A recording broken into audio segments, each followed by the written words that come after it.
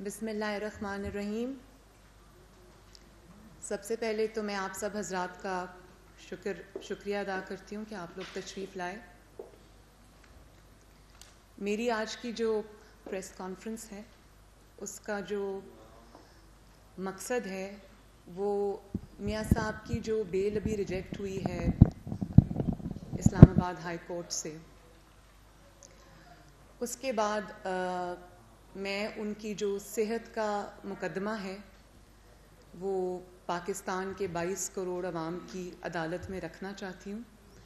ان کی صحت کے حوالے سے میں 22 کروڑ عوام کو اعتماد میں لینا چاہتی ہوں،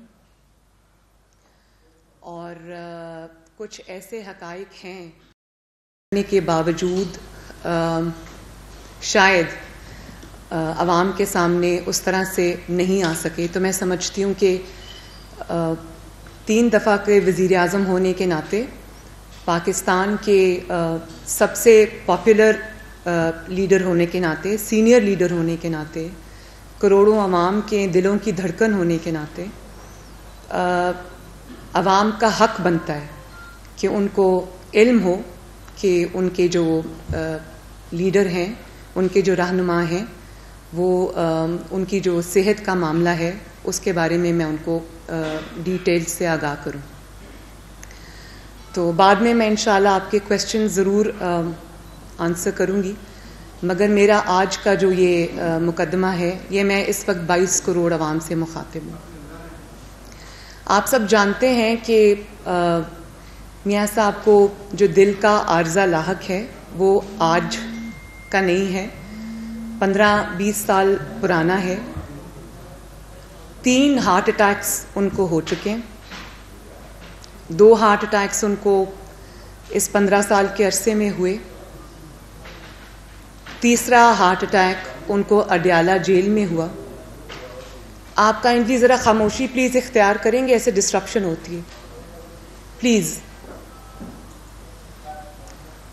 تو تیسرا ہارٹ اٹیک شاید عوام نہیں جانتی کہ جب میں اور میاں صاحب اڈیالہ میں قید تھے تو تیسرا ہارٹ اٹیک ان کو تب ہوا تھا، اور اس بارے میں مجھے اور میاں صاحب کو لا علم رکھا گیا.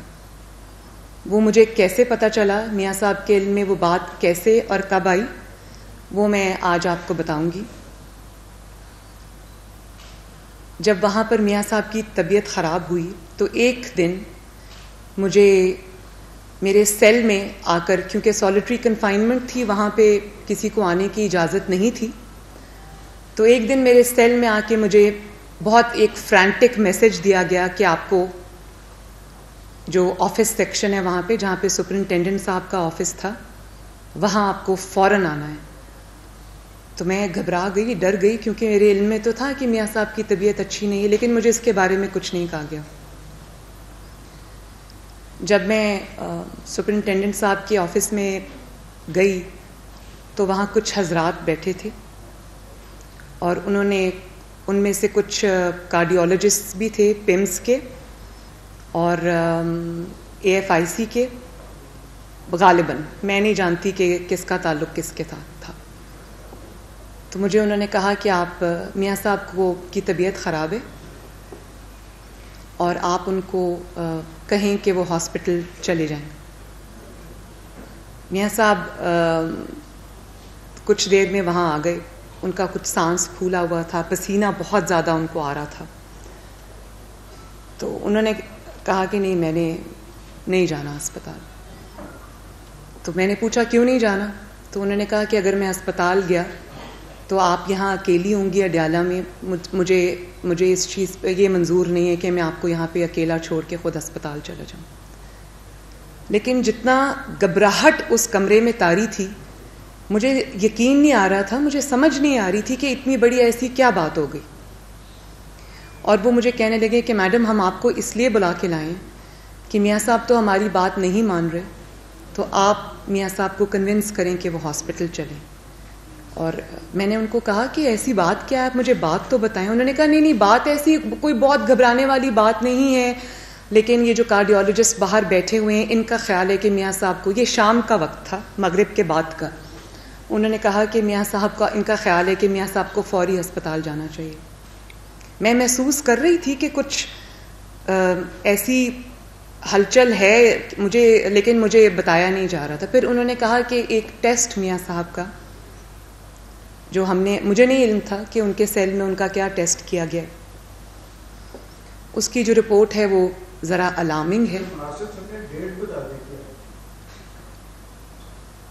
آئی تھنک آپ کیلکولیٹ کر لیں، مجھے ڈیٹ کا علم تو نہیں ہے، کیونکہ جس دن میاں صاحب کو اڈیالہ سے اسپتال لے جایا گیا یہ اس دن کا واقعہ ہے. میں اس سے کچھ لمحے پہلے کی آپ کو پوری بات سنا رہی ہوں. تو انہوں نے بہت انسسٹ کیا. میں نے کہا جب وہ نہیں جانا چاہ رہے، اب مجھے کیا پتا تھا کہ ان کو کیا ہوا ہے. میں نے کہا وہ نہیں جانا چاہ رہے تو آپ دیکھ لیں. نہیں بالکل، یہ دیکھیں نا، یہ بہت بڑا رسک ہو جائے گا. ان میں کون کون لوگ شامل تھے ان کا نام میں اس وقت نہیں بتا سکتی. انہوں نے کہا یہ بہت بڑا رسک ہو جائے گا. انہوں نے مجھے پتہ چلا کہ انہوں نے جو میاں صاحب کے ذاتی معالج ہیں، کارڈیولوجسٹ جو ہیں ڈاکٹر عدنان خان، ان کو انہوں نے ایمرجنسی میں لاہور سے بلوایا. وہ لاہور میں تھے اور انہوں نے مجھے کہا کہ وہ بھی ابھی کچھ آدھے گھنٹے میں پہنچنے والے ہوں گے. تو میں نے کہا آپ نے ان کو بھی بلا لیا لاہور سے، بات کیا ہے؟ بات نہیں بتائی گئی. کہا ایک ٹیسٹ جو ہے وہ ایب نارمل آیا جس کی وجہ سے میاں صاحب کو فوراً اسپتال جانا پڑے گا. میں آبویسلی ایز اے ڈاٹر میں گھبرا گئی اور میں نے میاں صاحب کو تقریباً 1 گھنٹہ لگا کے کنونس کیا کہ آپ ضرور اسپتال جائیں اور آپ میری فکر نہ کریں، انشاءاللہ میں ٹھیک رہوں گی. اتنے میں ڈاکٹر عدنان بھی آ گئے. ان کو بھی انہوں نے اس وقت کچھ نہیں بتایا. میاں صاحب اسپتال چلے گئے. 2 رکھا گیا. مجھے صرف یہ علم ہوا کہ وہ آئی سی یو میں یا سی سی یو میں ہیں. ان کو ہوا کیا ہے یہ مجھے نہیں پتا، اور وہ ابھی اور بھی ان کو رکھنا چاہتے تھے. آبویسلی انہوں نے جو ٹریٹمنٹ ہوگی وہ کی ہوگی، کیا کیا یہ مجھے علم نہیں ہے، کیونکہ نہ میری کسی بھی انفارمیشن تک کوئی ایکسس تھی، نہ مجھے کوئی خبر دیتا تھا ان کے بارے میں. صرف مجھے روز یہ ضرور اطلاع کر دی جاتی تھی تھرو ڈپٹی سپرنٹینڈنٹ جو میرے ساتھ اٹیچ تھی کہ میاں صاحب آج بھی اسپتال میں ہیں اور بہتر ہو رہے ہیں، ان کا علاج کیا جا رہا ہے. تو ایک دن مجھے خبر ملی کہ میاں صاحب واپس آ گئے. جب وہ واپس آئے تو میری ان سے 10 منٹ کی ملاقات ہوئی. میں نے کہا آپ انہوں نے کہا کہ میاں صاحب ڈاکٹرز کی ہدایات کے باوجود، ان کی انسسٹنس کے باوجود میاں صاحب جو ہیں وہ بضد تھے کہ انہوں نے جانا ہے اور مریم اکیلی ہے. انہوں نے ڈاکٹرز کو کہا کہ مریم اڈیالہ میں اکیلی ہے، اس لیے مجھے جانا ہے. لیکن ابھی بھی میاں صاحب کو نہیں پتا تھا ان کو کیا ہوا. پھر ان کو وہاں پر میڈیکل کی سہولیات بھی اپنے آپ دے دی گئیں. کارڈیولوجسٹ کے فریکوینٹ وزٹس بھی شروع ہو گئے. ای سی جی بھی ہوا کرتی تھی. جو ایمرجنسی سے نپٹنے کے لیے چیزیں تھیں وہ سب ان کو مہیا کرتی گئیں. میں سوچتی رہی کہ یہ کیا بات ہے. پھر اچانک ایک دن جو ہمارے معالج تھے انہوں نے مجھے یہ بات بتائی کہ میاں صاحب کو اس دن ہارٹ اٹیک ہوا تھا. میں نے کہا آپ کو کیسے پتہ ہے؟ تو کوئی ریکارڈ ہمیں کسی ڈاکٹر نے، کسی اسپتال نے، جیل کے کسی عملے نے ہمیں باوجود اس کے کہ ڈاکٹر عدنان بار بار مانگتے رہے، ہمیں کوئی ریکارڈ نہیں ملا. پھر پمس سے ان کی ڈسچارج سلپ ملی. یہ کچھ ہفتے بعد کی بات ہے، جس میں یہ کلیئرلی لکھا تھا کہ میاں صاحب کو ہارٹ اٹیک ہوا. کیا لکھا تھا میں آپ کو صرف ہارٹ اٹیک سے ریلیٹڈ چیزیں پڑھ کے سنا دیتی ہوں.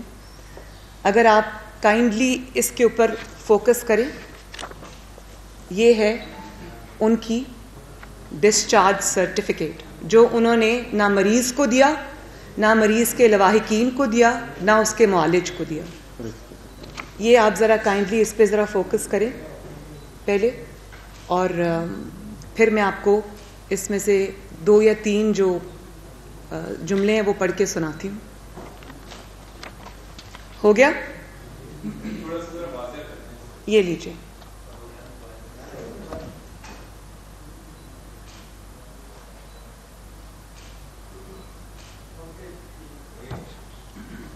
اس میں جو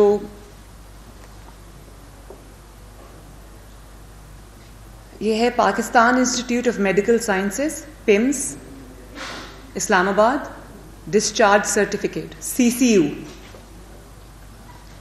patients name Mian Muhammad Nawaz Sharif son of Mian Muhammad Sharif. Admission number فلاں. Physician doctor Muhammad Naeem Malik department of cardiology. Discharge type ہے آگے normal. Discharge date 1/8/2018. Admission date 29th. Hospital course. The patient was admitted to CCU due to complaint of pain in chest and arms with discomfort.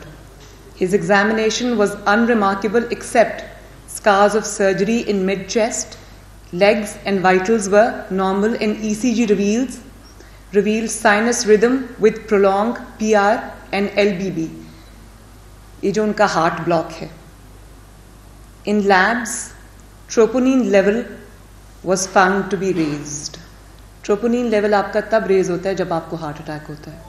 Hence, patient was admitted with the diagnosis of non-ST elevation myocardial infarction, which is a heart attack, full-fledged heart attack.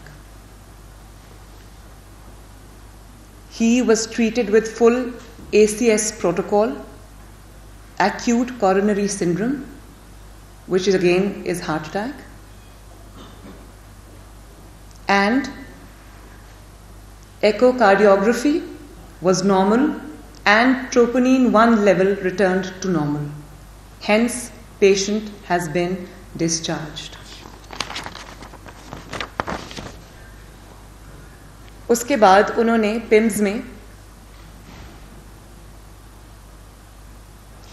request for the constitution of a medical board for thorough medical examination in respect of NAB convict میاں محمد نواز شریف son of محمد شریف. اب یہ پمز کی اپنی recommendation ہے. The troponin 1 levels were significantly raised.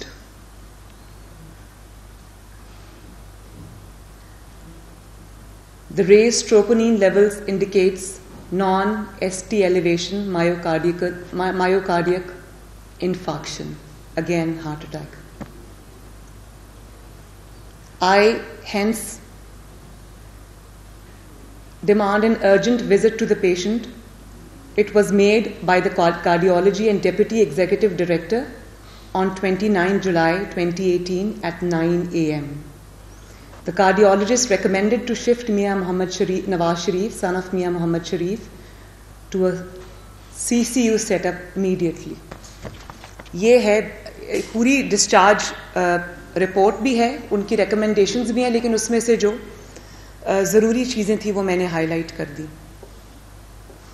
اس کے علاوہ آپ سب جانتے ہیں کہ ان کو پہلے 2 ہارٹ اٹیکس ہوئے ہیں, یہ تیسرا ہارٹ اٹیک ہوا تھا جس کو یہ کمپلیٹلی گورنمنٹ بھی چھپا گئی, جیل کے حکام بھی چھپا گئے, اور اس پہ انہوں نے اتنی بڑی غفلت برتی جس میں اگر خدا نخواستہ کوئی نقصان ہو جاتا تو اس کی ذمہ داری کس پہ آتی, یہ سوچ کر میری روح کانپ جاتی ہے.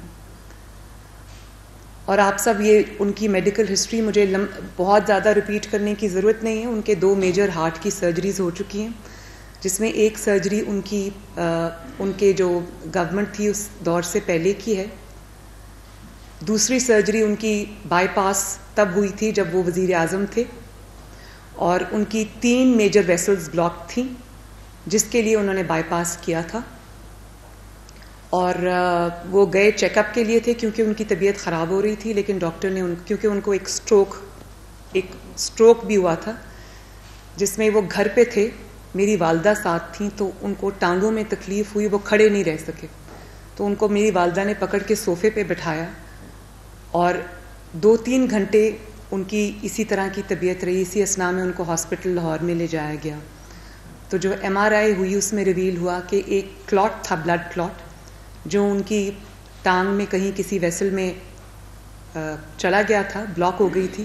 لیکن اللہ تعالیٰ کا شکر تھا کہ وہ اپنے آپ جو ہے وہ نکل گیا اور وہ اس بہت بڑے نقصان سے وہ بچ گئے. لیکن ان کو اس وقت سٹروک ہوا تھا.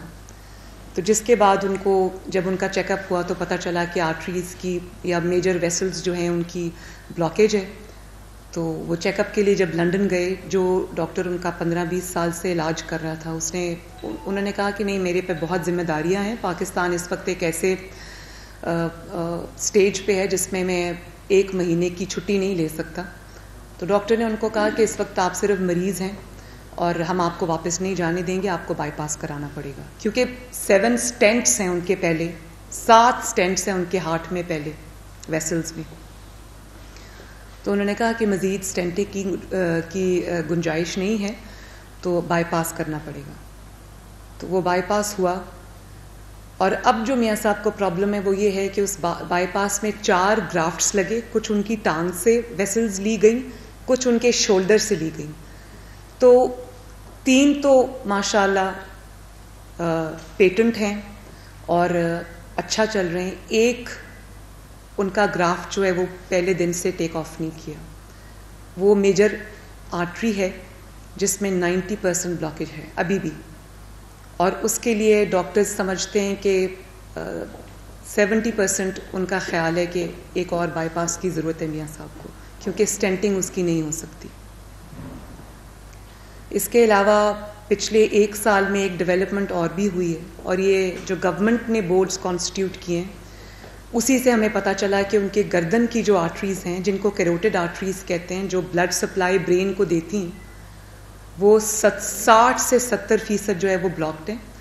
اور گورنمنٹ کے ڈاکٹرز نے جیل میں جو ان کا, جب جیل سے وہ اسپتال آتے جاتے رہے, جو ان کی MRI ہوئی ہے بعد میں جب 6 ہفتے کے لیے وہ گھر آئے, تو اس میں یہ پتہ چلا کہ ان کے برین کو جو بلڈ سپلائی ہے وہ it is in a form of thread, flu کی فارم میں نہیں ہے, جس سے خدا نخواستہ ان کو سٹروک کا بہت بڑا رسک ہے.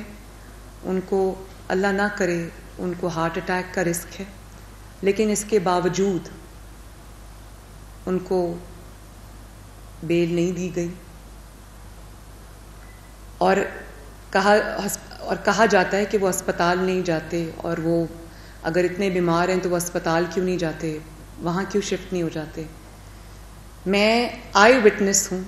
جب وہ ہسپتالوں کے چکر لگا رہے تھے, کبھی PIC میں, کبھی سروسز ہاسپٹل میں, کبھی جناح ہاسپٹل میں, تو میں ہر روز تھینک فلی مجھے اجازت تھی اسپتال میں ان کو وزٹ کرنے کی. مجھے کئی ڈاکٹرز نے آ کے یہ کہا کہ میاں صاحب کا بہت کمپلیکیٹڈ کیس ہے, یہ بہت ہائی رسک کیس ہے. ہاتھ جوڑے ایک شخص نے, ایک ڈاکٹر نے میرے آگے کہ میاں صاحب کو ہم ہاتھ نہیں لگا سکتے, اور یہ بات ہم کھلے عام کہہ نہیں سکتے, ہماری نوکری کا معاملہ ہے. اور کیونکہ ہمارے ڈاکٹرز جو ہیں وہ ان کے ہاتھ پاؤں پھولے ہوئے ہیں, تو وہ میاں صاحب کا کیس لینے کو, کیونکہ ہائی پروفائل کیس ہے, کمپلیکیٹڈ ہے, ان کی لائف کو رسک ہے, اس لیے ہم وہ کیس اپنی ذمہ داری پہ نہیں کرنا چاہتے. آپ میاں صاحب کو ان ڈاکٹرز کے پاس لے جائیں جو پہلے ان کا علاج کرتے رہیں. اور ایک دو ٹریٹمنٹس ایسے ہیں جو پاکستان میں ابھی موجود نہیں ہیں, وہ باہر ہی ہو سکتے ہیں. بہرحال یہ وجہ ہے کہ وہ ہسپتال جانے سے کیوں منع کرتے ہیں, کیونکہ صبح شام ہسپتال میں صرف ان کا بلڈ پریشر لیا جاتا ہے یا ان کی شوگر ٹیسٹ کی جاتی ہے. تو اس چیز پہ وہ تیار نہیں تھے, کیونکہ ڈاکٹرز بھی جانتے ہیں کہ ان کو کڈنی کا اسٹیج 3 مسئلہ ہے, اور جو اینجیوگرافی کے لیے ڈائی دی جاتی ہے اس سے خدا نخواستہ ارریورسبل رینل فیلئر کا خطرہ ہے. تو وہ ڈائی جو ہے وہ بہت ہی دھیان سے ایکسپرٹ ہاتھوں میں دی جانی چاہیے, جہاں پہ آپ کو یقین ہو کہ ڈاکٹرز جو ہیں وہ کسی پریشر میں نہیں ہیں, اور وہ ڈاکٹرز جو ہیں وہ بغیر کسی پریشر کے, کسی پولیٹیکل پریشر کے یا بغیر کسی نوکری کے پریشر کے ان کا علاج کریں گے. تو ورنہ پاکستان میں علاج ہو سکتا ہے, ایسا مسئلہ نہیں ہے. بہرحال ان سب حالات کو دیکھتے ہوئے یہ حالات معزز عدالت کے سامنے تھے، لیکن اس میں کیوں ان کو بیل نہیں ملی، کیوں ان کو علاج کے لیے ریلیف نہیں ملا، مجھے اس کا علم نہیں ہے کہ اس کے پیچھے حقائق کیا ہیں. لیکن میں اس جعلی حکومت سے تو میں اور اس جعلی وزیر اعظم سے تو میں ایکسپیکٹ کر سکتی ہوں. یہ چھوٹا آدمی ہے، لیکن کیوں عدلیہ کا دروازہ بار بار کھٹکھٹانے کے باوجود، کیوں ان کی اتنی کنونسنگ جو رپورٹس ہیں، فیکٹس ہیں، جو کہ میرے لکھے ہوئے نہیں ہیں، ان کے اپنے ڈاکٹرز کے لکھے ہوئے ہیں، اس میں کیوں ریلیف نہیں ملا، اللہ جانتا ہے اور معزز عدالت جانتی ہے. لیکن اگر میاں صاحب کو خدا نخواستہ کچھ ہوا تو اس کی ذمہ داری جو ہے وہ خدا نخواستہ ان کی صحت بگڑی تو اس کی ذمہ داری سب جو لوگ اس میں شامل ہیں سب پہ آئے گی. میں یہ مقدمہ آج عوام کی عدالت میں رکھ رہی ہوں تاکہ 22 کروڑ عوام اس کے گواہ بن جائیں. اس سے زیادہ میں کچھ نہیں کہوں گی. دوسری بات یہ کہ نہایت چھوٹے پن کا مظاہرہ کرتے ہوئے میاں صاحب سے جو ملاقاتیں ہیں، فیملی کی بھی اور ان کے جو جماعت کے ارکان ہیں ان کے ساتھ بھی ان کی ملاقاتوں پر پابندی لگا دی گئی ہے.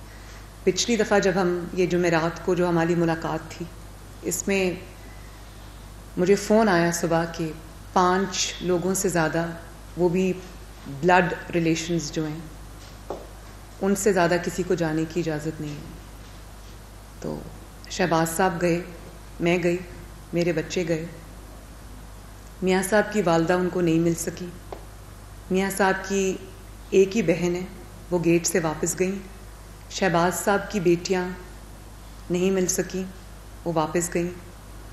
اور اس بار میں نے ایک عجیب چیز دیکھی. جب ہم میٹنگ شروع ہونے والی تھی تو میں کمرے میں آ کے بیٹھ گئی.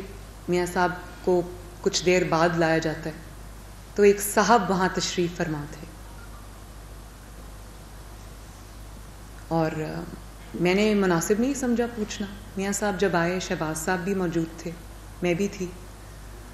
تو میاں صاحب نے پوچھا کہ میرے ڈاکٹر کہاں ہیں. ان کے ڈاکٹر میرے ساتھ گئے تھے، ڈاکٹر عدنان. ان کو انہوں نے باہر کھڑا رکھا، 2 گھنٹے ان کو اندر نہیں آنے دیا. حالانکہ وہ ویکلی اسیسمنٹ کرتے ہیں ان کو دیکھتے ہیں، ان کی جو دوائیوں میں رد و بدل چاہیے ہوتا ہے، مینجمنٹ جو ہوتی ہے وہ کرتے ہیں. کیونکہ ابھی پچھلے دنوں میاں صاحب کو ایک ایپیسوڈ ہوا تھا، اس میں کیا رزلٹس آئے تھے، ان کو کیا ہوا تھا، یہ کچھ دیر پہلے کی بات ہے. میں نے اسی دن ٹویٹ کیا تھا جب مجھے پتہ چلا کہ میاں صاحب کو رات کو 2-2:30 بجے کے قریب چوکنگ ہوئی تھی. ایک ہارٹ کا ان کو ایپیسوڈ ہوا تھا جس میں ان کا سانس جو ہے وہ بند ہو گیا تھا، دم گھٹ گیا تھا. تو انہوں نے پھر آواز دی اونچی سی، اور وہاں پر جو ڈیوٹی پہ پولیس کے افسران تھے انہوں نے کہا میرا تالا کھولیں، میری طبیعت خراب ہو رہی ہے. اکثر جب ان کو وہاں پر انجائنا کے، میں نے بتایا کہ ان کی ایک آرٹری 90% بلاکڈ ہے، تو جب ان کو انجائنا کے اٹیکس ہوتے ہیں تو میاں صاحب کے پاس ایک واحد چیز ہے جو سب لنگول اسپرے ہوتی ہے. اس اسپرے کو وہ استعمال کرتے ہیں، یا سب لنگول جو ٹیبلٹس ہوتی ہیں وہ یوز کرتے ہیں. تو کہتے ہیں کہ 25 سے 30 منٹ میں ان کی طبیعت میں بہتری آ جاتی ہے. اس دن جب ان کو چوکنگ ہوئی، سانس ان کا بند ہو گیا، سانس ان کا ایکچولی وہ کہتے ہیں کہ مجھے بہت مشکل ہو رہی تھی، تو مجھے سفوکیشن ہو رہی تھی. تو میں نے آواز دی کہ پلیز میرا دروازہ کھولیں، میں باہر تازہ ہوا میں نکلنا چاہتا ہوں، مجھے سانس نہیں آ رہا. تو وہ بھی گھبرا گئے. انہوں نے دروازہ کھولا تو دوائی لینے کے باوجود کوئی 1.25 گھنٹہ میاں صاحب کی طبیعت جو ہے وہ خراب رہی.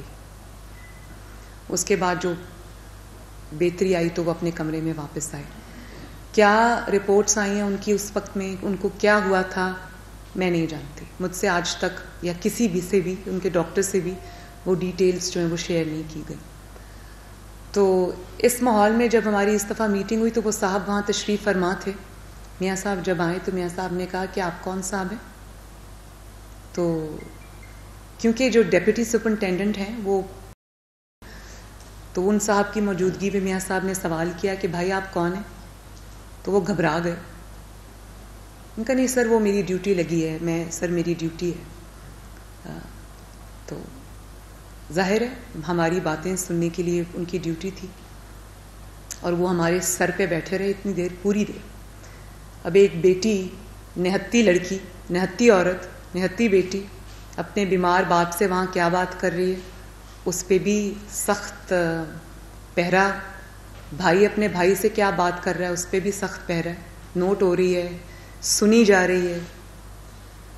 تو بھائی اگر ایک 2 سال کی دن رات کی محنت کے بعد نواز شریف کو جیل میں ڈالنے کے بعد، سلاخوں کے پیچھے رکھنے کے باوجود اگر آج آپ کو ان کی ملاقاتوں پر پابندیاں لگانے کی ضرورت پیش آ رہی ہے، ان کی ملاقاتوں کو مانیٹر کرنے کی ضرورت پیش آ رہی ہے، مجھے یہ بتائیں کہ کون سے مہذب معاشرے میں باپ بیٹی کی بات، میں نے وہاں پہ کیا بات کرنی تھی اپنے والد سے یا انہوں نے مجھ سے کیا بات کرنی تھی، مجھے سمجھ نہیں آتی کہ اس کے اوپر پہرے بٹھانے کی کیا ضرورت ہے.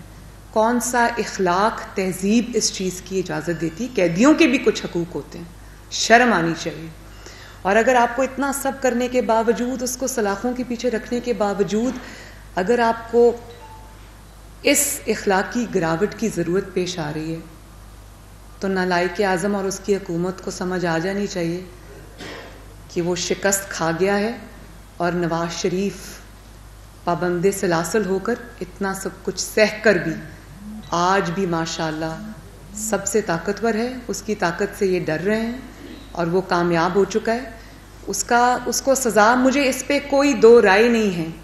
میاں صاحب نے اس بار بھی جب میں ان سے ملی تو انہوں نے کہا کہ مجھے اس پہ کوئی شک و شبہ نہیں ہے کہ مجھے ووٹ کو عزت دو کا نعرہ لگانے کی سزا مل رہی ہے اور مجھے عوام کے لیے آواز اٹھانے کی سزا مل رہی ہے. ان کا حق کے حکمرانی، یہ ان کے الفاظ تھے، ان کے آئین اور قانون کی بات کرنے کی مجھے سزا مل رہی ہے. اور میں بہت اللہ تعالیٰ کے دیے ہوئے حوصلے کے ساتھ میں اس جنگ کو لڑ رہا ہوں. میں ایک منٹ کے لیے بھی نہیں گھبرایا جب میں یہ سوچتا ہوں کہ یہ جنگ میرے عوام کے لیے، یہ سزا میں اپنے عوام کے لیے برداشت کر رہا ہوں تو مجھے ہمیشہ ایک نیا حوصلہ ملتا ہے. تو نہ ان پہ کوئی کرپشن ثابت ہوئی، نہ ان کے اوپر کوئی ایسا مقدمہ ہے، اقامہ پہ ان کو نکالا گیا. جج خود لکھ رہا ہے کہ کوئی کرپشن ثابت نہیں ہوئی تو ایزمپشنز پہ ان کو سزا ہے. اس میں کوئی دو رائے نہیں ہے کہ وہ سیاسی قیدی ہیں، وہ ووٹ کو عزت دو کی سزا بھگت رہے ہیں، وہ آئین اور قانون اور سویلین بالادستی کا نعرہ لگانے کی سزا بھگت رہے ہیں. اور اس میں انشاءاللہ تعالی وہ اکیلے نہیں ہیں، ان کے ساتھ کروڑوں عوام ہیں. تو یہ مقدمہ جو ہے میں آپ سب کے سامنے رکھنا چاہتی تھی. باری باری کیجیے تاکہ میں سب کا جواب دوں.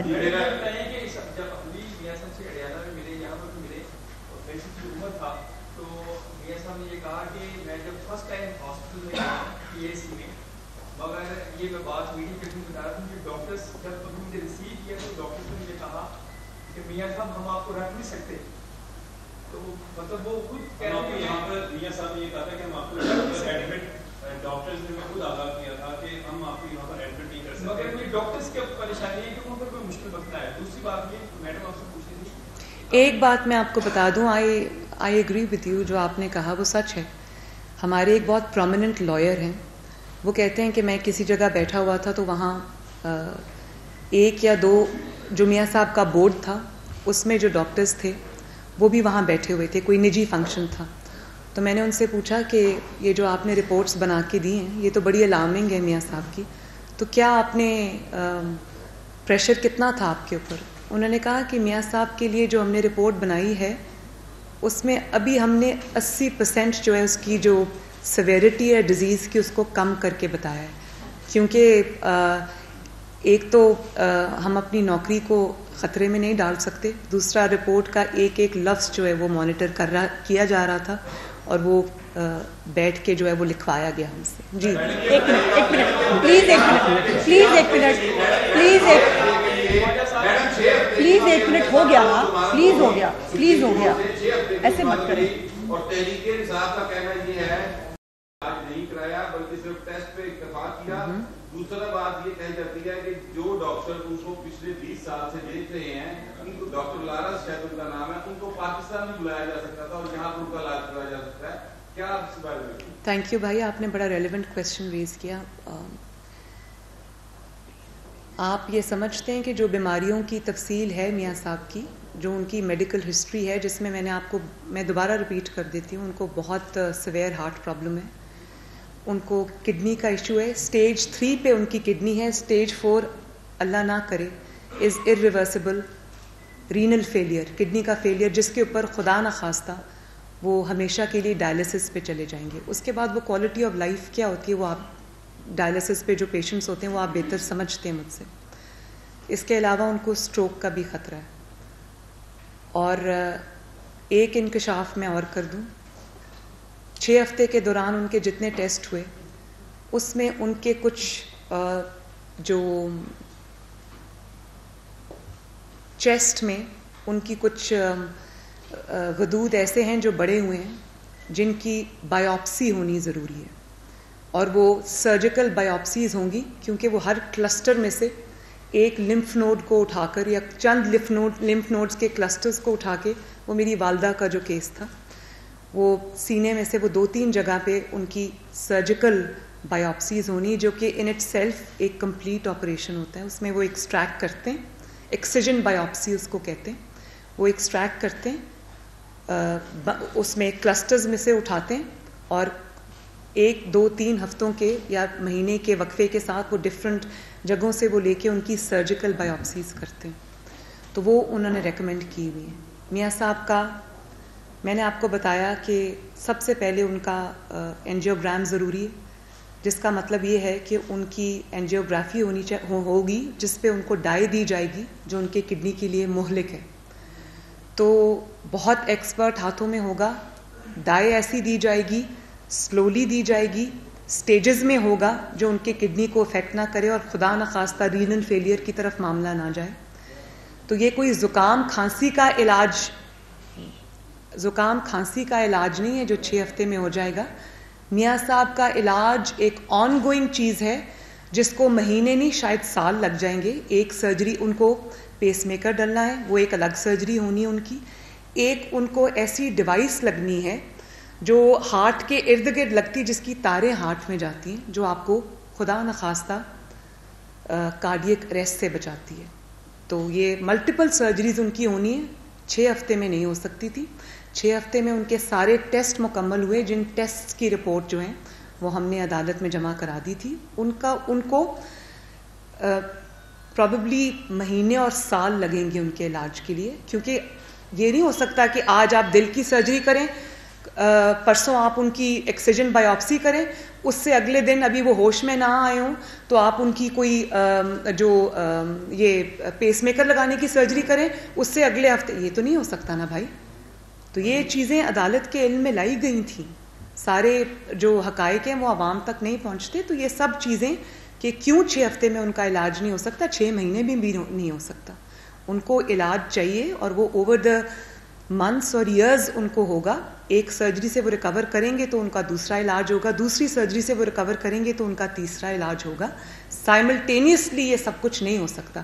تو 6 ہفتے میں تو بھائی کھانسی اور زکام کا علاج نہیں ہوتا. شکریہ.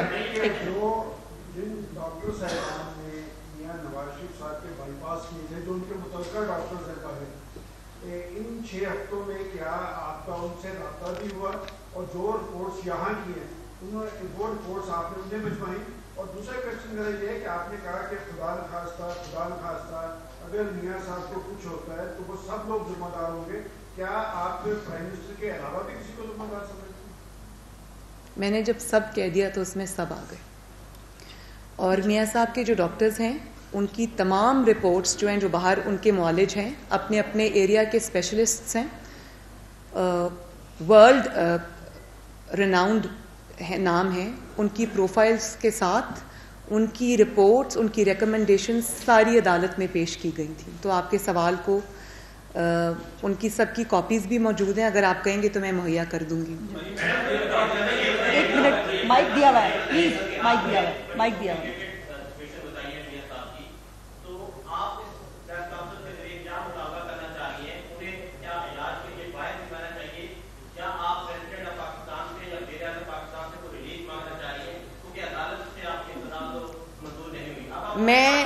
میں نہ اس جعلی حکومت سے کوئی ریلیف مانگ رہی ہوں, نہ یہ کوئی ریلیف دے سکتے ہیں. جو خود کسی کا محتاج ہو وہ کسی کو کیا ریلیف دے گا؟ تو میں بالکل بھی کسی سے ریلیف نہیں مانگ رہی. میرا آج کا مقصد میاں صاحب کی صحت کی جو ایک بہت سیریس سچویشن ہے اس کو میں عوام کے سامنے رکھ رہی ہوں. میں 22 کروڑ عوام کو گواہ بنا رہی ہوں, کیونکہ نہ میاں صاحب نہ یہ مصر ہے اور نہ انشاءاللہ تعالی میاں صاحب کو ہم مرسی بننے دیں گے.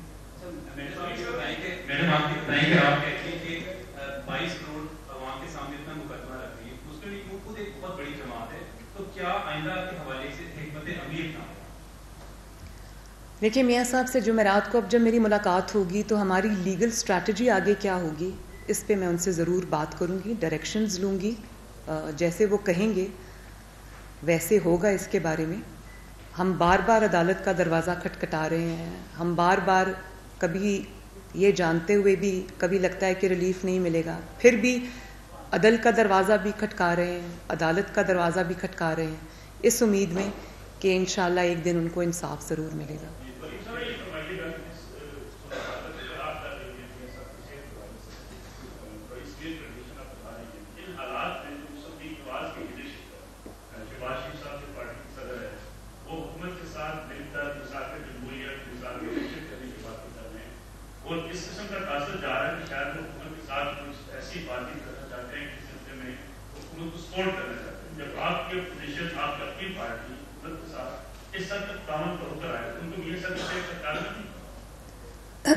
دیکھیے شہباز صاحب پاکستان مسلم لیگ نون کے صدر ہیں, لیڈر آف دی اپوزیشن ہیں, اور ان کا میرے سے بہت زیادہ ایکسپوجر بھی ہے, پولیٹیکل ایڈمنسٹریٹو بھی.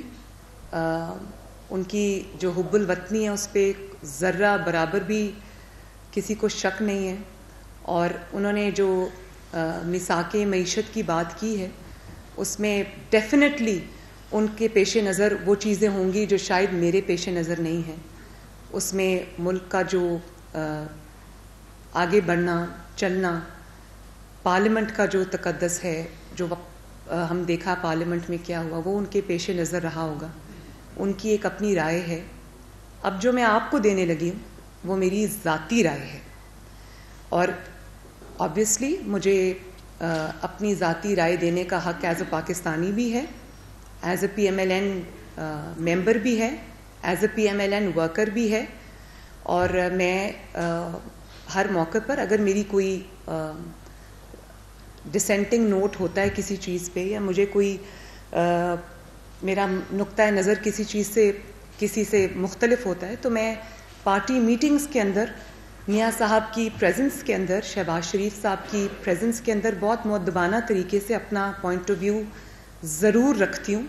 ریجیکٹ ہو جائے اور بات ہے, ایکسیپٹ ہو جائے ویری گڈ, اور اس پہ پھر فیصلہ ہوتا ہے. لیکن میرا ذاتی خیال یہ ہے, یہ میرے ذاتی رائے ہے کہ میثاق معیشت جو ہے وہ مذاق معیشت ہے میرا خیال ہے.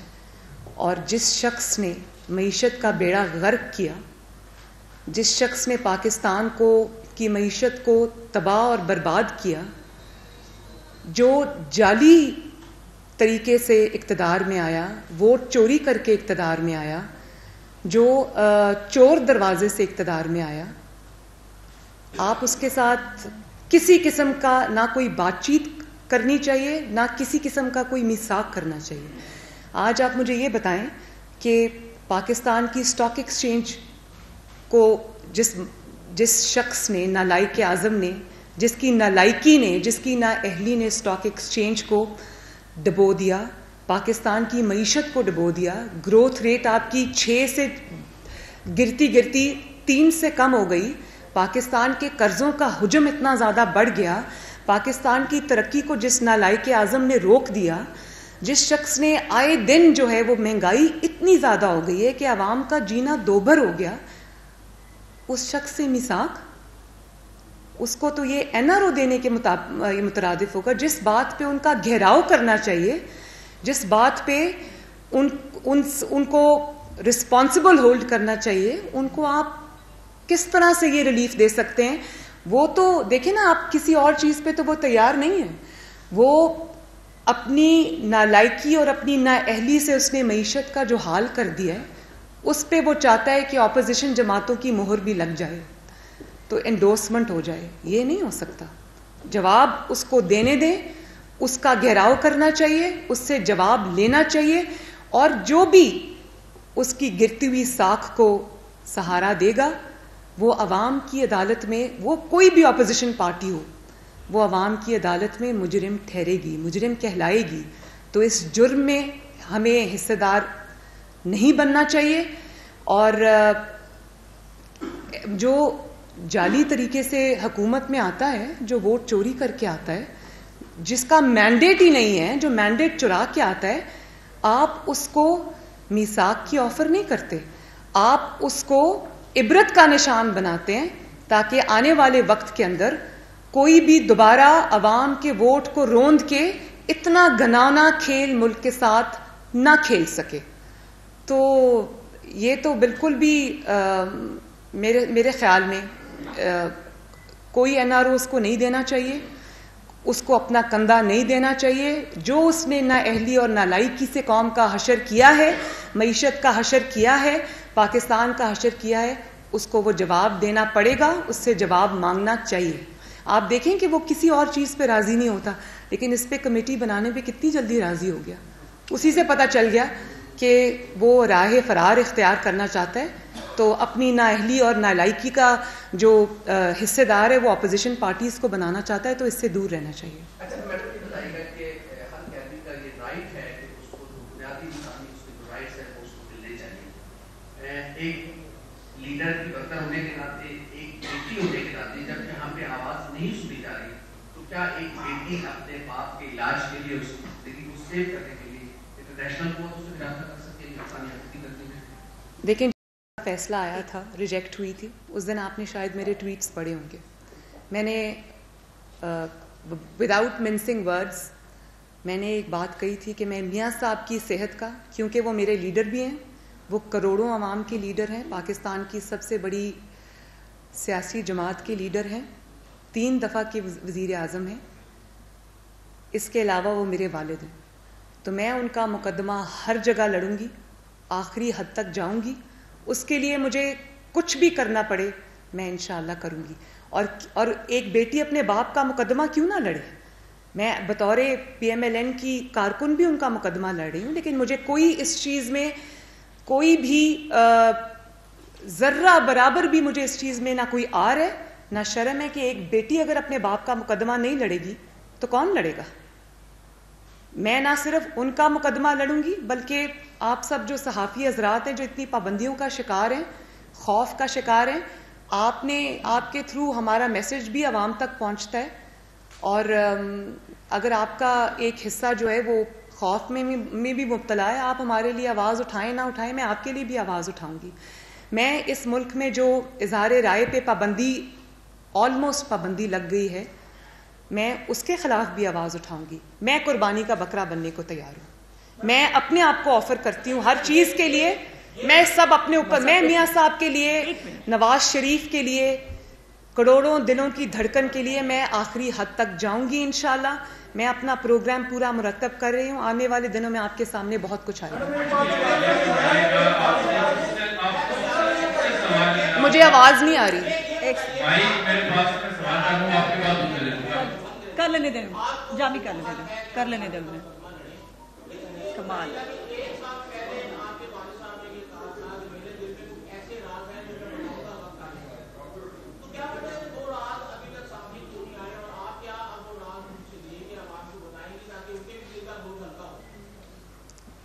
دیکھیں, بہت مشکل کام ہے, بہت دل جگر کا کام ہے کہ آپ کو سب پتہ ہو اور آپ ملک اور قوم کی خاطر برداشت کریں، اپنے اوپر سہ جائیں، اپنی بیٹی کو جیل میں جاتا دیکھیں، اپنی بیوی کو بستر مرگ پہ چھوڑ کے آئیں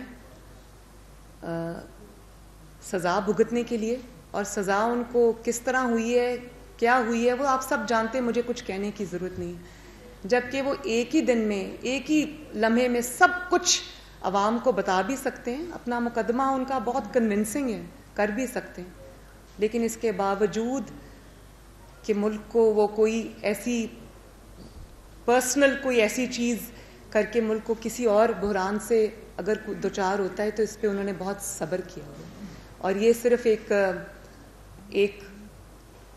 اتنے بڑے لیڈر کا حوصلہ ہے، ورنہ 5 منٹ سے زیادہ کا کھیل نہیں ہے۔ جی 1 منٹ جامی صاحب کو 1 منٹ پلیز، 1 منٹ جی فرمائیے۔ یہ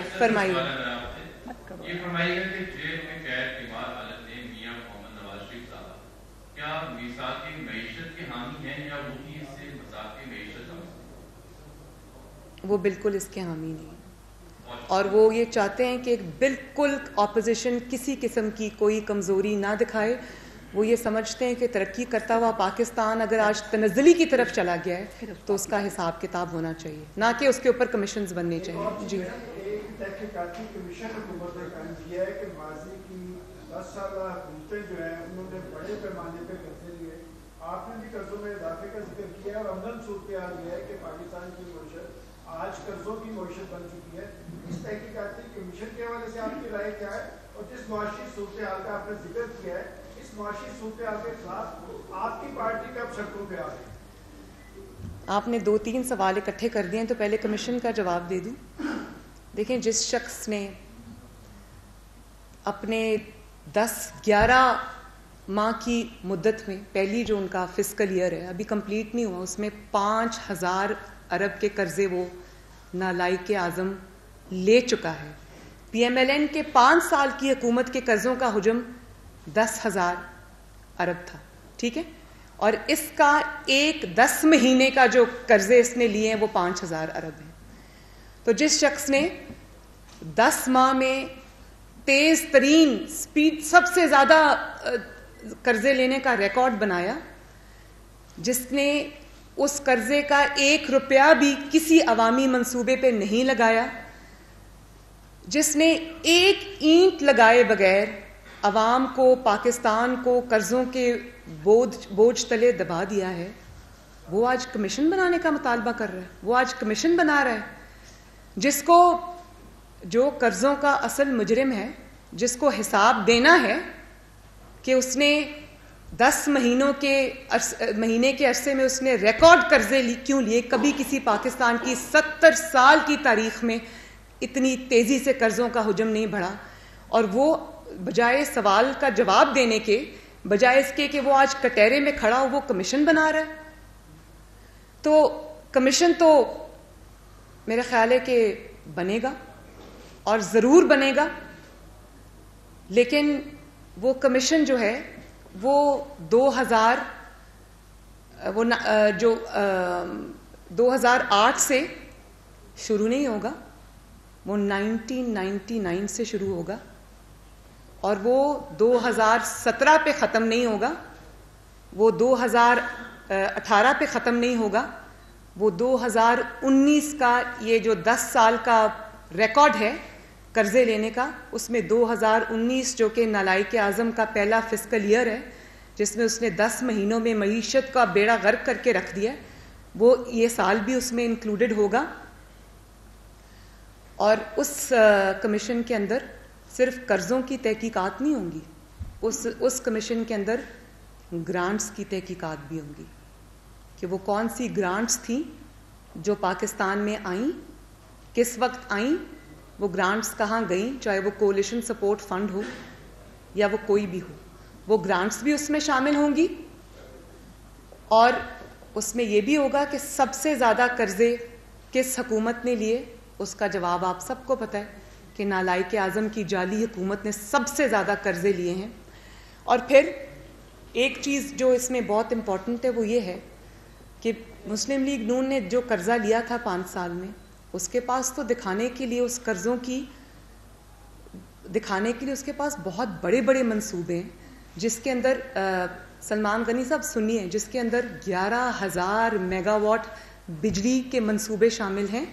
اس کے اندر بھکی کا منصوبہ شامل ہے, اس میں تربیلا 4 کا منصوبہ شامل ہے, اس میں نیلم جیلم کا منصوبہ شامل ہے, اس کے اندر یہ کچی کنال کا منصوبہ شامل ہے, اس کے اندر حویلی بہادر شاہ کا منصوبہ شامل ہے, اس کے اندر 1700 کلومیٹر جو ہے وہ state of the art world class motorways شامل ہیں.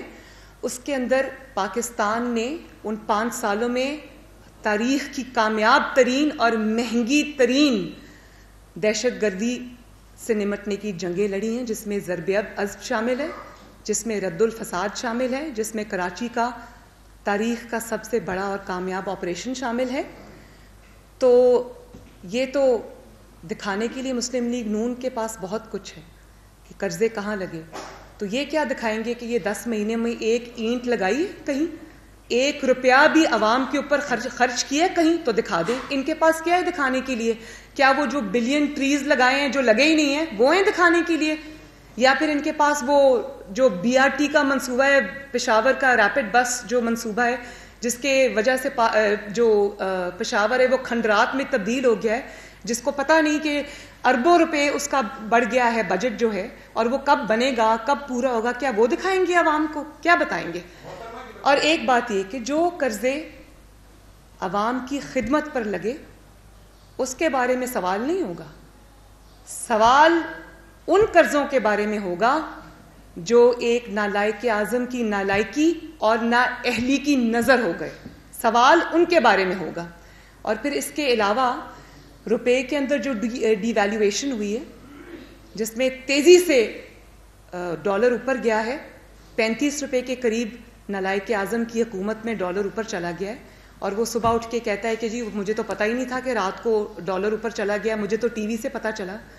تو اس نالائکی کا بھی اس کمیشن میں اس کو بھی لانا چاہیے کہ وہ ڈالر کے اوپر جانے سے پاکستان کے قرضوں کے حجم میں کتنے بڑے ہیں وہ قرضے, کتنا اس میں راتوں رات اربوں روپے کے اضافے ہوئے ہیں.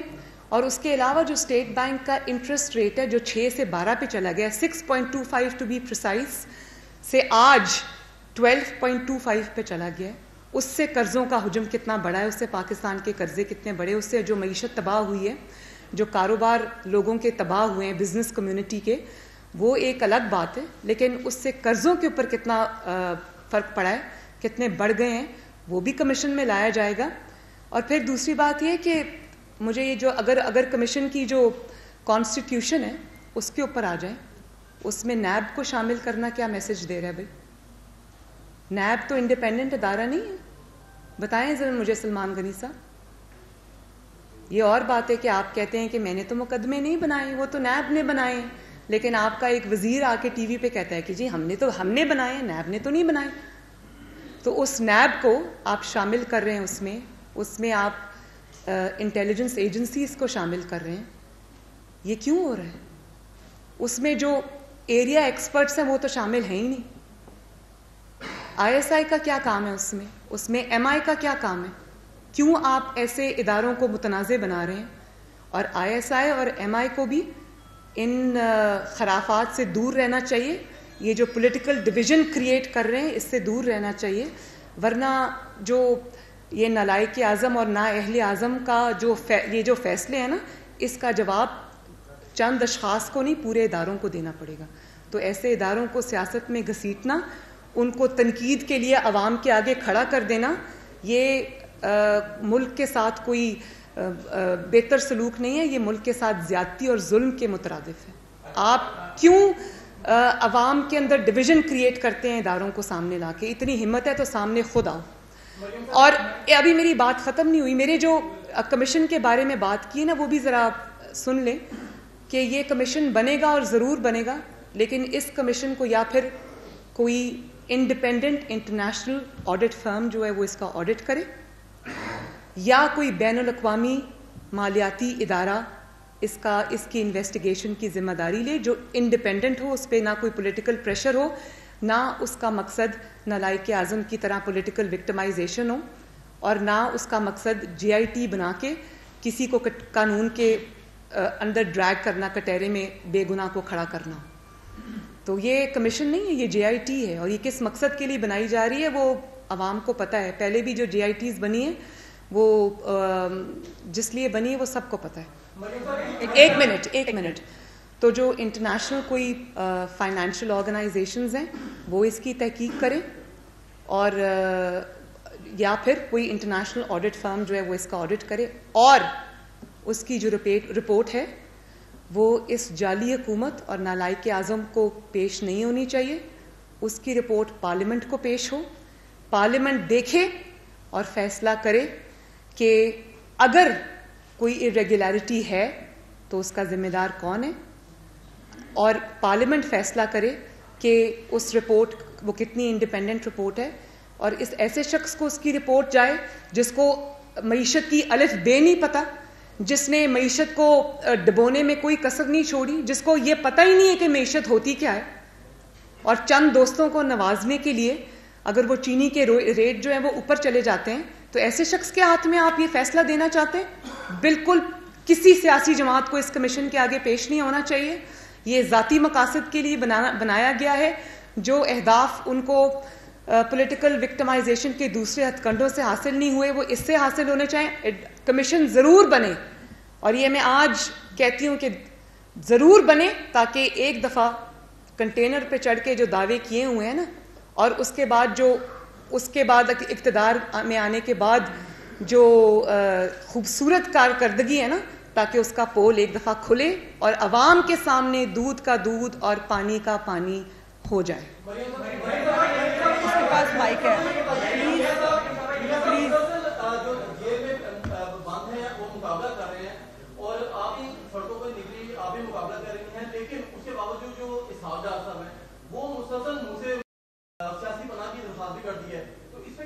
بہت اچھا کیا انہوں نے, بہت اچھا کیا انہوں نے. یہاں پہ احتساب ہو رہا ہو نا تو پھر ضرور اس احتساب کے آگے آ کے پیش ہو, لیکن جہاں وچ ہنٹنگ ہو رہی ہو, جہاں پر پکڑ کے زبردستی جیلوں میں بند کیا جائے بغیر کسی ثبوت کے, جہاں مریم نواز کے لیے تو JIT بن جاتی ہے, لیکن علیمہ خان جو کہ اپنا اعتراف میرے اوپر جو مقدمہ بنا ہے وہ 19 سال کی عمر کا بنا ہے, جب میں 18 یا 19 سال کی تھی, میاں صاحب کی ڈیپینڈنٹ تھی. تو جو عورت اپنا جرمانہ بھر کے اعتراف جرم کر چکی ہے, ایمنیسٹی اسکیم سے دونوں بھائی بہنوں نے فائدہ اٹھایا ہے, جو کہ اعتراف جرم ہے کہ پہلے ہم نے یہ چھپایا تھا, جھوٹ بولا تھا, اور اب ہم ایمنیسٹی اسکیم کا دونوں بہن بھائیوں نے, علیمہ خان ہو یا وہ عمران خان ہو, دونوں بھائیوں نے ایمنیسٹی اسکیم سے فائدہ اٹھایا, اعتراف جرم کیا کہ پہلے ہم غلط تھے تو اس کے بعد ہم نے اپنا بلیک منی جو ہے وہ وائٹ کرا لیا. تو پھر JIT تو اس پہ بھی بننی چاہیے نا. تو یہ ڈسکریمنیشن کیوں؟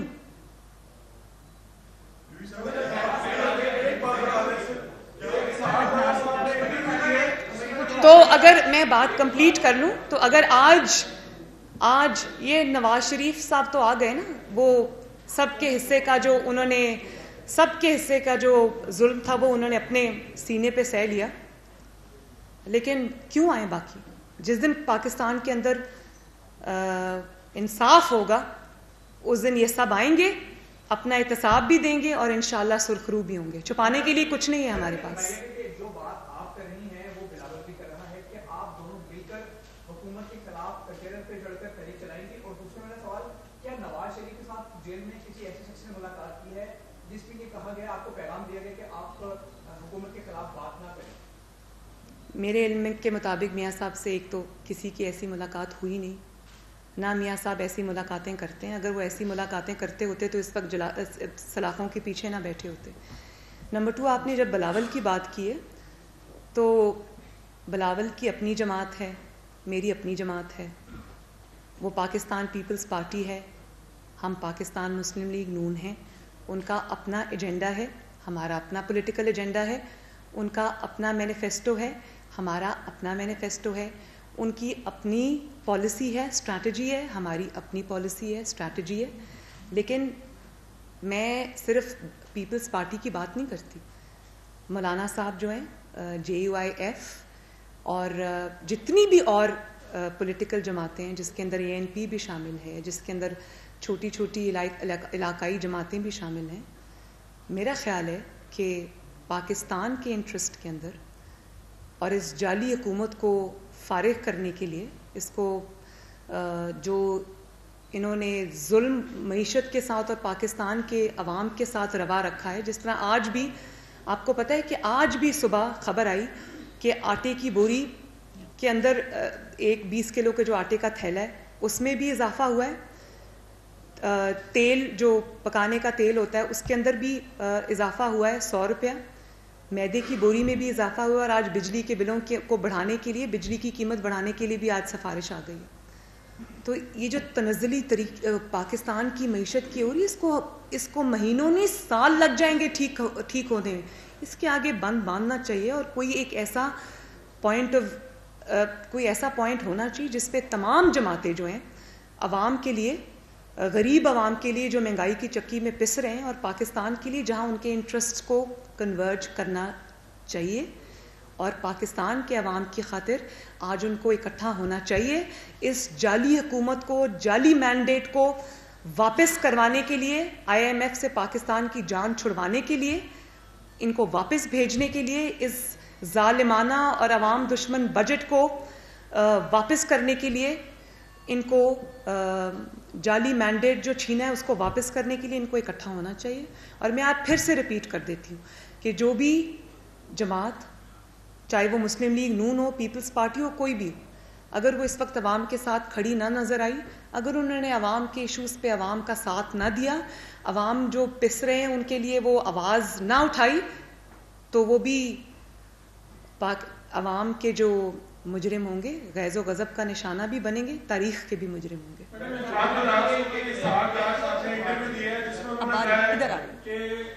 شہباز شریف صاحب اور اسحاق ڈار صاحب، یہ دو لوگ گئے تھے جنرل رحیل شریف کے پاس اور کہا تھا کہ ایکسٹینشن آپ کو نہیں دی جانی، جس کے بعد ہمیں انتقام کا نشانہ نہ بنایا۔ آپ اس موقف کی تصدیق کرتی ہیں کہ تردید کرتی ہیں؟ جنہوں نے دیکھیں، انہوں نے وہ ادھر کیا بات ہوئی ہے، کیا وہ ہوا ہے، اس میں میں شامل نہیں تھی، لیکن مجھے اس سے بہت زیادہ کا علم ہے، لیکن میرا مینڈیٹ نہیں ہے یہاں پہ بات کرنے کا، میں اکیلی اس پہ بات نہیں کر سکتی، وہ جب میاں صاحب کے پاس مناسب موقع ہوگا، وہ کرنا چاہیں گے، وہ ضرور کریں گے، لیکن مجھے اس سے بہت زیادہ کا علم ہے۔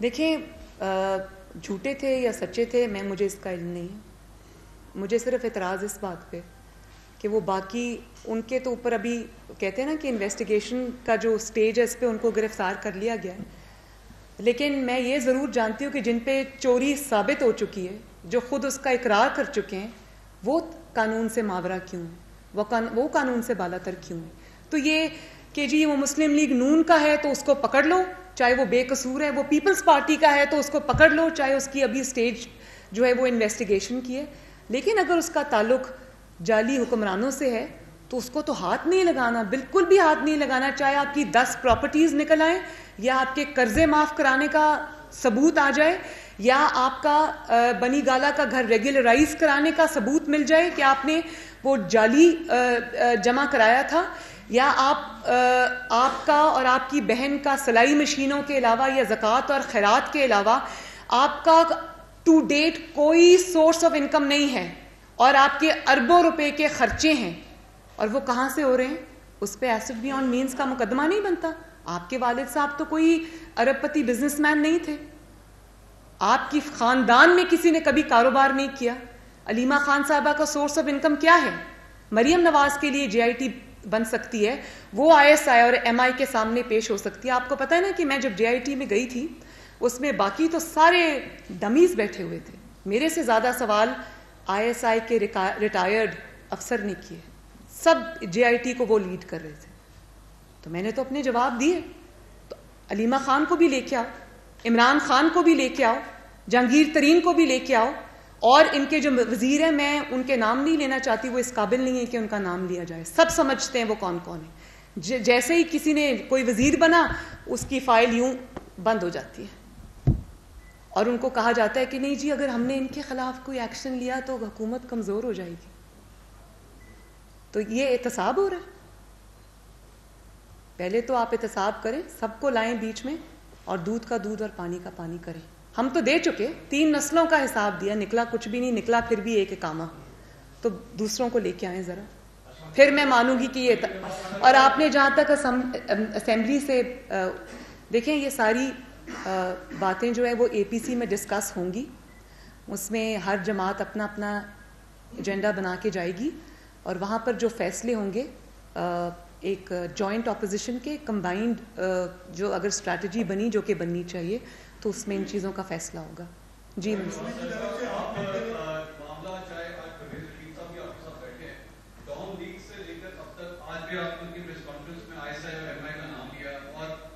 سیاسی حلقوں میں اور صحافتی حلقوں میں یہی کہا جاتا ہے کہ فوج بطور ادارہ آپ اس کی مخالفت کرتی ہیں, آپ اس کے خلاف بیانات دیتی ہیں, یہ معاملہ ٹاؤن لیگ سے چلتا آ رہا ہے.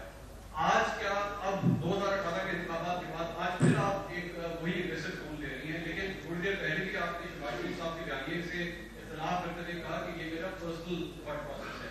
آپ کی پارٹی نے کیا فیصلہ کر لیا ہے کہ اس ادارے کے ساتھ آپ کو کس طرح چلنا ہے؟ اور دوسری بات یہ کہ آج پہلے ایک بات کا جواب دے دوں, دوسری پھر آپ پوچھ لینا. دیکھو بڑا امپورٹنٹ کویسچن ہے یہ, اور یہ بطور اس میں پارٹی کا موقف لانے کی مجھے کوئی ضرورت نہیں ہے. آپ بطور پاکستانی, میں بطور پاکستانی, آپ نے کہا کہ آپ تنقید کرتی ہیں فوج پہ, میں نے کہاں تنقید کی ہے فوج پہ بطور ادارہ. میں تو یہ کہہ رہی ہوں, آپ بھی کہیں گے, آپ سمجھتے ہیں کہ فوج کو یا ایم آئی کو یا آئی ایس آئی کو گھسیٹنا چاہیے سیاست میں؟ اگر میں آج آپ سے بھی سوال کرتی ہوں بطور پاکستانی, ذرا بتائیے گا پلیز, آپ سمجھتے ہیں کہ ایسا ہونا چاہیے؟ ہاں نہ کریں نا, نہیں آپ ہاں نہ کریں, پہلے مجھے بتائیں. نہیں میں چلے, آپ نے مجھ سے سوال پوچھا, میں بھی آپ 1 منٹ کے لیے بھول جائیں کہ میں مریم نواز ہوں. آپ ایک منٹ کے لیے سمجھ لیں کہ میں اور آپ 2 پاکستانی بیٹھے ہیں. آپ سمجھتے ہیں کہ ایسا ہونا چاہیے؟ اگر میں پاک صاحب کو میرا پورا کریئر ساتھ ہے, میں نے کبھی کوئی بدتمیزی نہیں کی, تو چاہے جو مرضی حالات ہے مجھے بھی کام. تو یہی کیا نا ہم نے. لیکن اگر میں آپ کو یہ کہوں, آپ نے کہا جو مرضی ادارہ آ جائے, اگر میں آپ کو یہ کہوں کہ آپ کا تعلق صحافت سے, یہاں مجھے ذرا بیٹھ کے اکنامک پالیسی بنا کے دکھائیں, آپ دکھا دیں گے؟ آپ کا کام ہے یہ بالکل. اور آپ مجھے یہ کہیں گے کہ آپ مجھے کیوں گھسیٹ رہی ہیں کسی ایسی چیز میں جو میرا مینڈیٹ نہیں ہے, جو میرا آئینی مینڈیٹ نہیں ہے, یا جس میں مجھے کنٹروورشل بنایا جا رہا ہے, یا جس میں ایک ایسا موقع آئے گا جب مجھے ایک پولیٹیکل ڈویژن کریٹ ہوگی, لوگوں کو یہ پتہ چلے گا کہ یہ پولیٹیکل وکٹمائزیشن ہو رہی ہے. جب یہ ثابت ہو گیا کہ پولیٹیکل وکٹمائزیشن ہو رہی ہے, تو آپ اداروں کو اس کا حصہ کیوں بنا رہے ہیں؟ میں آج بھی ایک سمجھتی ہوں کہ جو اداروں کے سربراہان ہیں, ان کو اس چیز میں اس کو سختی سے اس کو روکنا چاہیے, اس کو اس کا حصہ نہیں بننا چاہیے. میں نہیں چاہتی کہ قومی سلامتی کے جو ادارے ہیں ان کو پیٹی پالیٹکس میں گھسیٹا جائے, اور بطور پاکستانی یہ میرا حق ہے. اس کے لیے مجھے کسی پارٹی کے مینڈیٹ کی ضرورت نہیں ہے.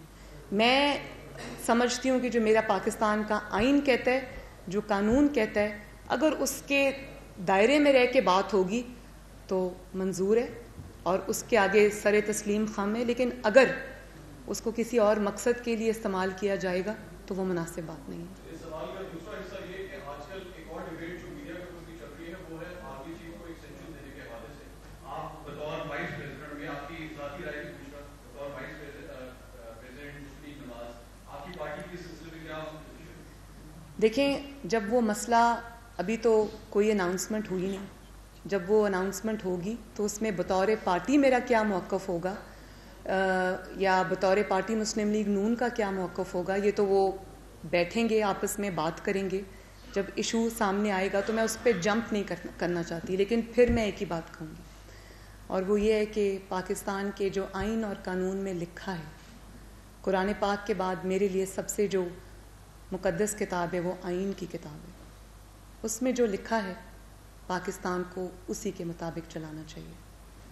مجھے نہیں پتا کہ اس میں وہ اس کی کتنی پاسبلٹی ہے, یا وہ ایک پاسبلٹی ہے بھی یا نہیں, تو میں I'm not going to jump the gun. لیکن جب وہ آئے گا معاملہ, پارٹیز بیٹھیں گی, اپنے اپنے لائے عمل بنائیں گی, اپنا اپنا سٹانس دیں گی. میں پارٹی کے بہاف پہ اس وقت نہیں بول سکتی کیونکہ ابھی وہ معاملہ میرے سامنے ہے نہیں.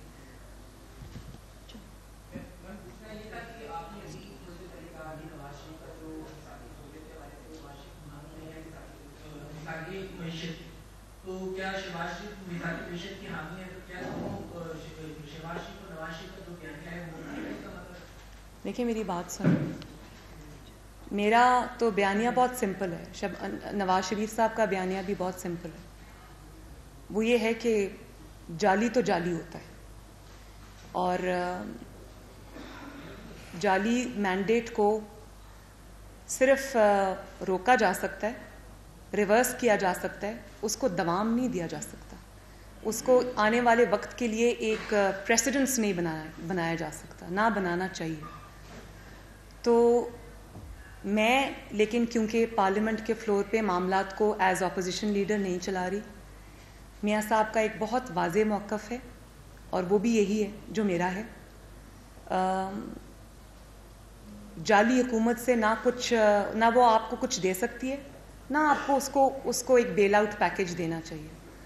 लेकिन शहबाज शरीफ साहब क्योंकि अपोजिशन लीडर हैं, मैंने आपको पहले भी कहा कि उनके पेश नज़र कुछ ऐसे मामलात होते हैं जो मेरे पेश नज़र नहीं हैं, जिनकी मुझे ज़रूरत नहीं पड़ती। यहाँ पे बैठ के बात करना बहुत आसान है, वहाँ पे हाउस को जाके चलाना और उसमें जो रुकावटें हैं उसको दूर करना एक फ़र्क बात है।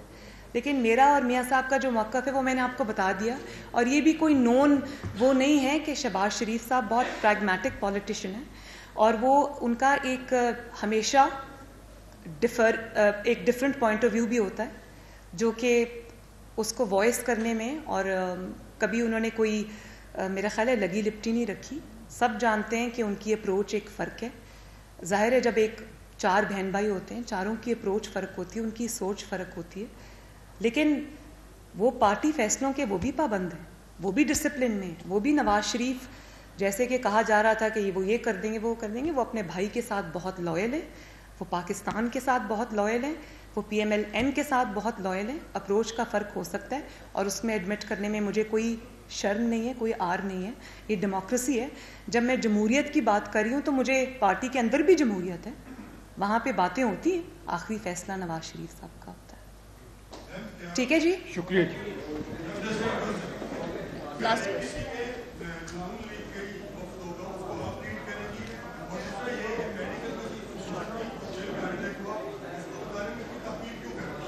देखें जो APC का आपने जहाँ तक कहा, तो वो मैं क्यों लीड करूँगी जब पार्टी का प्रेसिडेंट माशाल्लाह मौजूद है और मामलात को लीड कर रहे हैं। तो APC में जो PMLN का डेलीगेशन होगा उसमें लीड भी शहबाज शरीफ साहब करेंगे, उसमें जाहिर है कि क़यादत भी वो फराहम करेंगे। अगर फैसला हुआ कि मुझे उसमें शिरकत करनी है तो वो पार्टी का फैसला होगा, मियाँ नवाज शरीफ का फैसला होगा, शहबाज शरीफ साहब का फैसला होगा, लेकिन लीड वही करेंगे और उनको करनी चाहिए। थैंक यू, बहुत बहुत शुक्रिया।